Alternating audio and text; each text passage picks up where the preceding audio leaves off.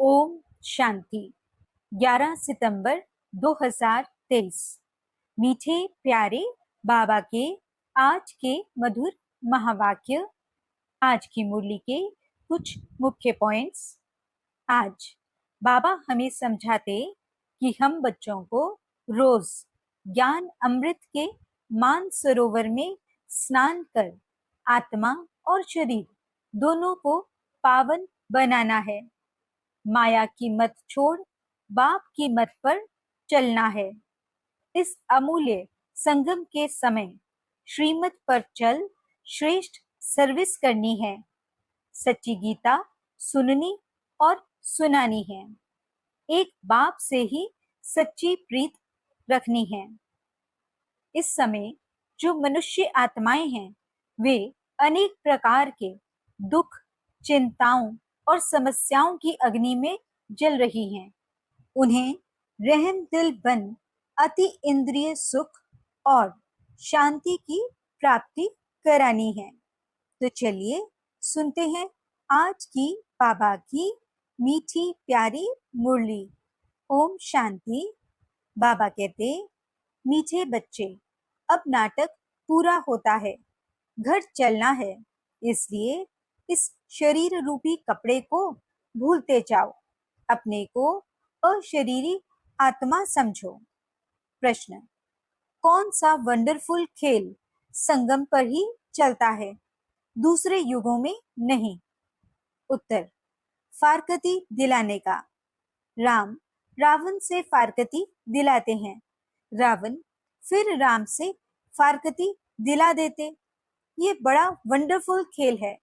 बाप को भूलने से माया का गोला लग जाता है, इसीलिए बाप शिक्षा देते हैं, बच्चे अपने स्वधर्म में टिको, देह सहित देह के सब धर्मों को भूलते जाओ, याद करने का खूब पुरुषार्थ करते रहो, देही अभिमानी बनो। गीत जो पिया के साथ है। ओम शांति। मीठे मीठे बच्चों ने नंबरवार पुरुषार्थ अनुसार गीत सुना। हर एक बात में नंबरवार कहा जाता है, क्योंकि यह कॉलेज है अथवा यूनिवर्सिटी कहो, साथ साथ सच्चा सत का संग भी है। सत कहा जाता है एक को, वे एक ही बार आते हैं।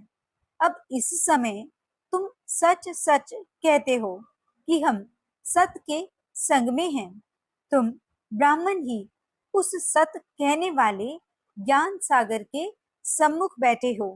गाया भी जाता है, जो पिया के साथ है उनके लिए ज्ञान की बरसात है। पिया पिता को कहा जाता है। तुम बच्चों के सम्मुख पिया की ज्ञान बरसात है।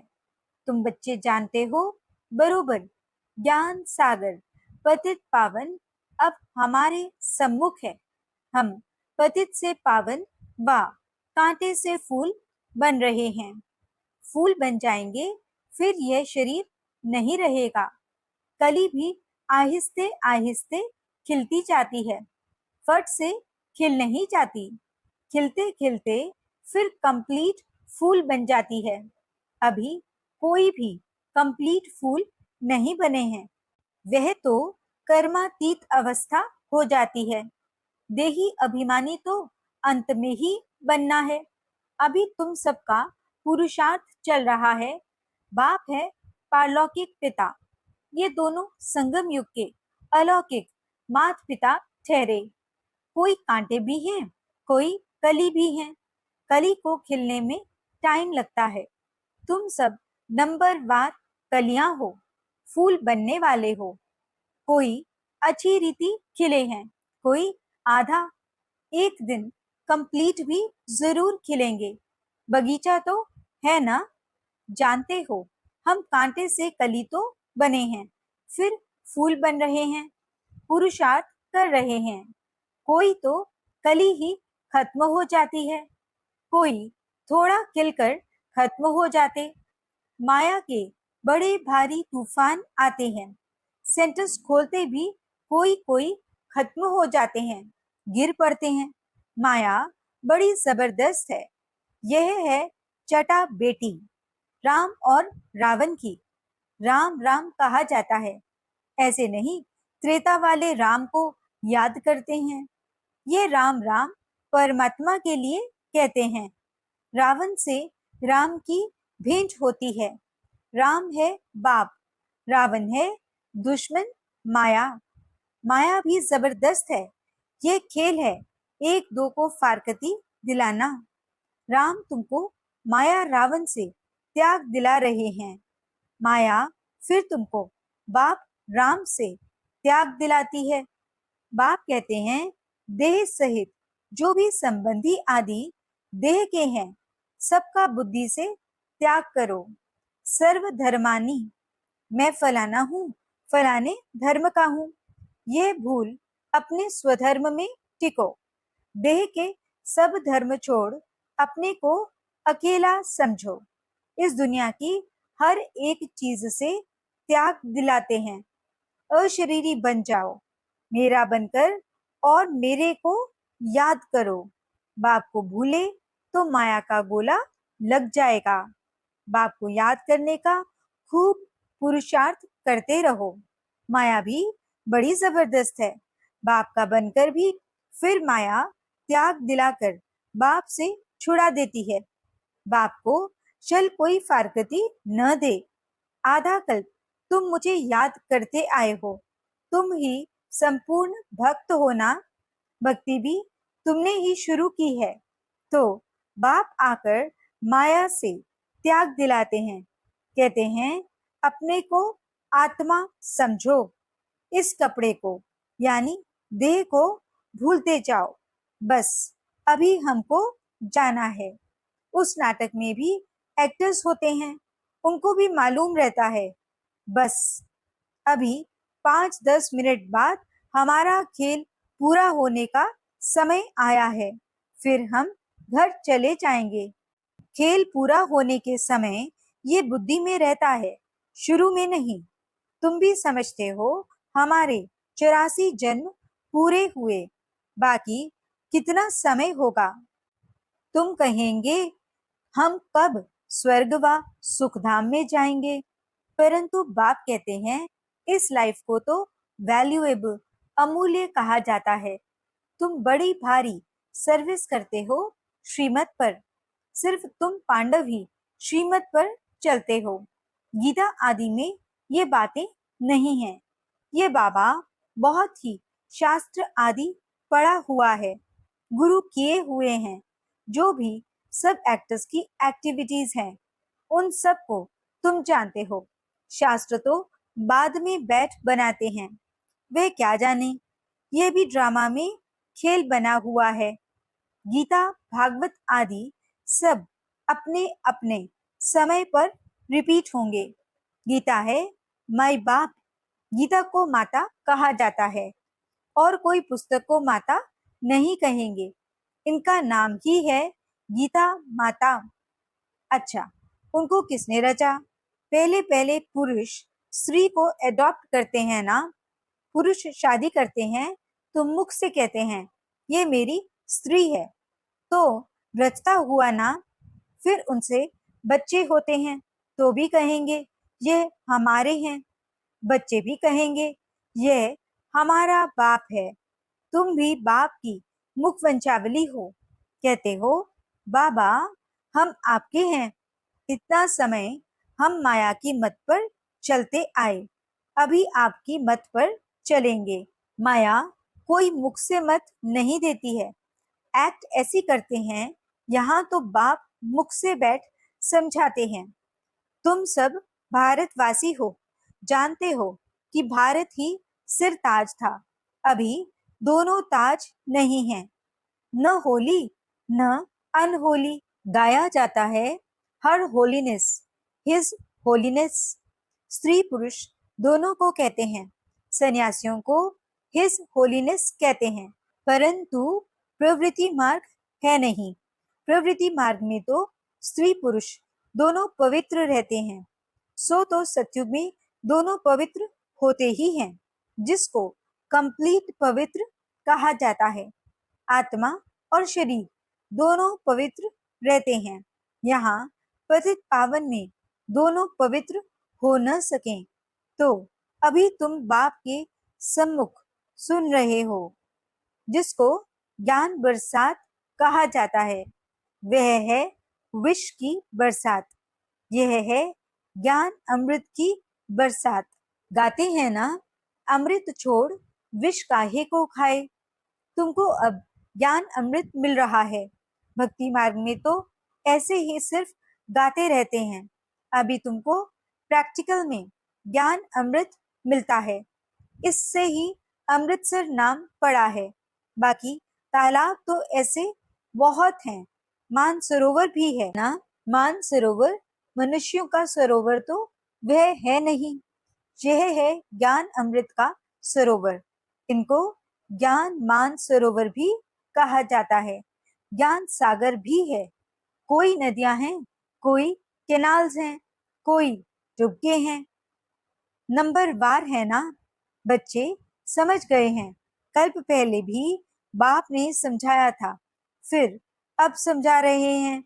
तुम निश्चय करते हो हम बाबा से राजयोग सीख रहे हैं, जिससे कल्प पहले भी हम स्वर्ग के मालिक बने थे।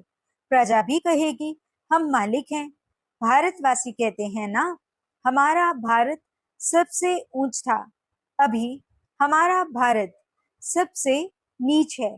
हमारा भारत बहुत श्रेष्ठाचारी था, अब हमारा भारत बहुत भ्रष्टाचारी हो गया है।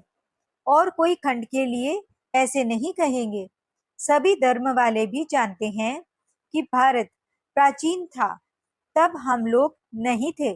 सतयुग में जरूर सिर्फ भारतवासी ही होंगे।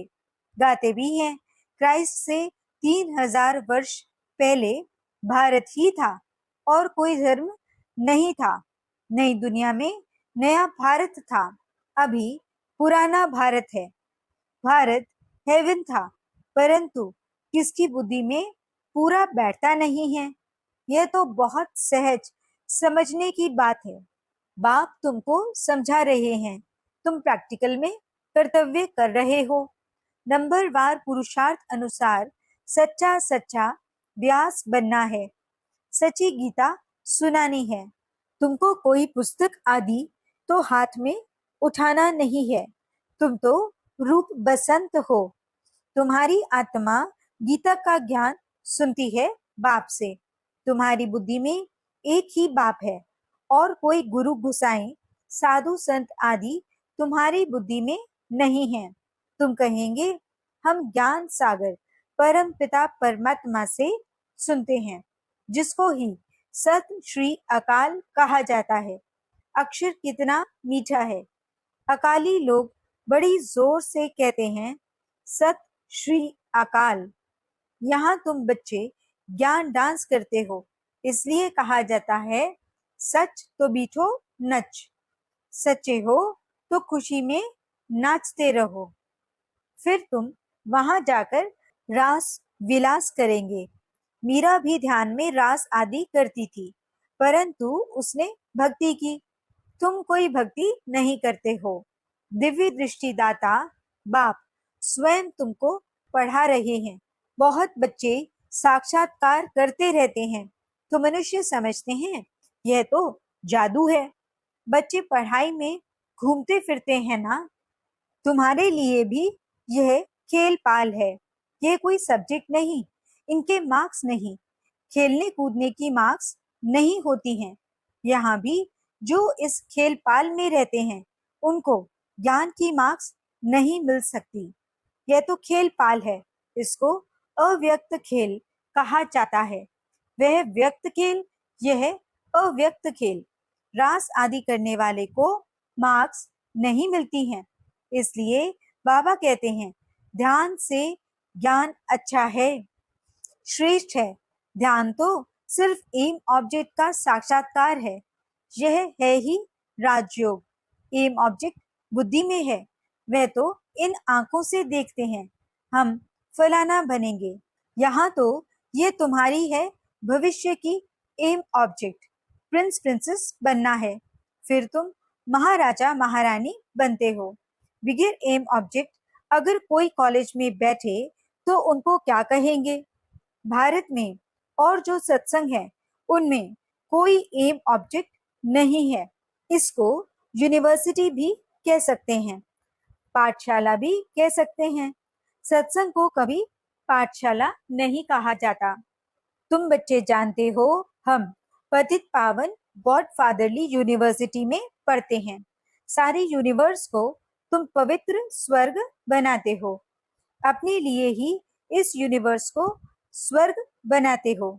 जो बनाएंगे वही फिर राज्य करेंगे। ऐसे तो नहीं सब स्वर्ग के मालिक बनेंगे। जो पूरे नरकवासी हैं, जिन्होंने द्वापर से भक्ति की है, वही स्वर्गवासी होंगे। बाकी सब मनुष्य सरसों मिसल पीस कर खत्म होंगे। आत्माएं वापस बाप के पास जाएंगी। कितना बड़ा विनाश होना है। अभी तो बहुत प्रजा है, कितना बैठ गिनेंगे, एक्यूरेट गिनती कर न सकें। दुनिया में कितने मनुष्य हैं, ये सब खत्म हो जाएंगे। बच्चों को बेनिन ट्री का भी मिसाल बताया गया है। कलकत्ते में बहुत बड़ा झाड़ है, उसमें थुर यानी फाउंडेशन है नहीं, बाकी सारा झाड़ खड़ा है। अभी देवी देवता धर्म भी है, परंतु उनका नाम प्राय लोप है। ऐसे नहीं कहेंगे कि फाउंडेशन है ही नहीं। सड़ा हुआ भी कुछ ना कुछ निशान तो रहेगा ना। प्रायलोप का अर्थ ही है बाकी थोड़ा रहा है। चित्र है, भारत में लक्ष्मी नारायण राज्य करते थे, ये तो बड़ा सहज है। परंतु माया रावण बुद्धि को ताला लगा देती है। परंतु माया रावण बुद्धि को ताला लगा देती है। परम पिता परमात्मा है बुद्धिवानों की बुद्धि। मनुष्यों में बुद्धि है, परंतु ताला लगा हुआ है। पत्थर बुद्धि हो गए हैं। अब बाबा फिर से तुमको पारस बुद्धि बनाते हैं, आत्मा को बनाते हैं।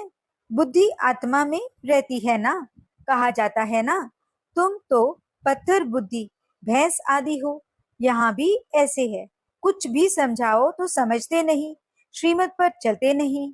श्रीमत तो सदैव कहेगी, बच्चे अंधों की लाठी बनो, सुनना और फिर सुनाना है। इसलिए सर्विस में दूर जाना भी पड़ता है, एक जगह बैठ तो नहीं जाना है। अभी तुम ज्ञान और योग सीख रहे हो। यहाँ तुम शिव बाबा के सम्मुख बैठे हो, सहज राजयोग सीख रहे हो। वर्षा लेने के लिए तुम आए हो, विष्णुपुरी की राजधानी लेने के लिए। विष्णु की विजय माला बनेगी।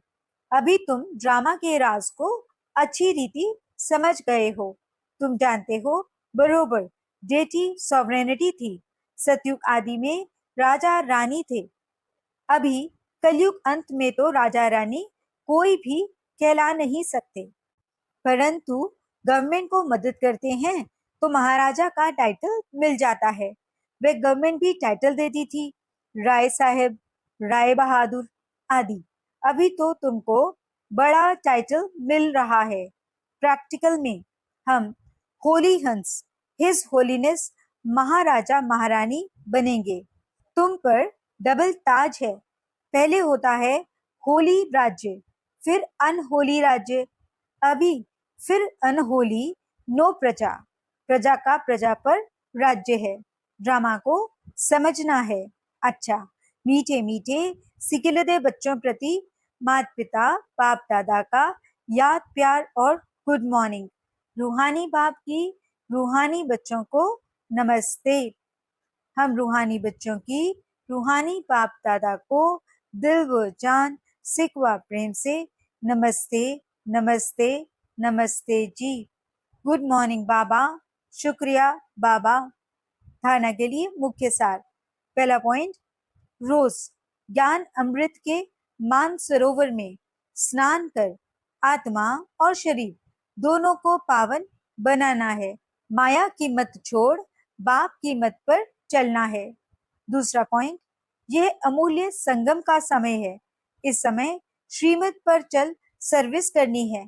सच्चा व्यास बन सच्ची गीता सुननी और सुनानी है। रूप बसंत बनना है। वरदान: अनेक प्रकार की आग से बचने और स्वयं को बचाने वाले सच्चे रहमदिल भव।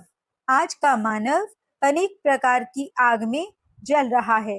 अनेक प्रकार के दुख, चिंताएं, समस्याएं, भिन्न भिन्न प्रकार की ये चोट जो आत्माओं को लगती है, यह अग्नि जीते हुए जलने का अनुभव कराती है। लेकिन आप ऐसे जीवन से निकल श्रेष्ठ जीवन में आ गए। आप शीतल सागर के कंठे पर बैठे हो, अति इंद्रिय सुख शांति की प्राप्ति में समाये हुए हो, तो रहमदिल बन अन्य आत्माओं को भी अनेक प्रकार की आग से बचाओ। गली गली में ज्ञान स्थान बनाकर सबको ठिकाना दो। स्लोगन: जिनकी एक बाप से सच्ची प्रीत है, उन्हें अशरीरी बनना सहज है। अच्छा, ओम शांति।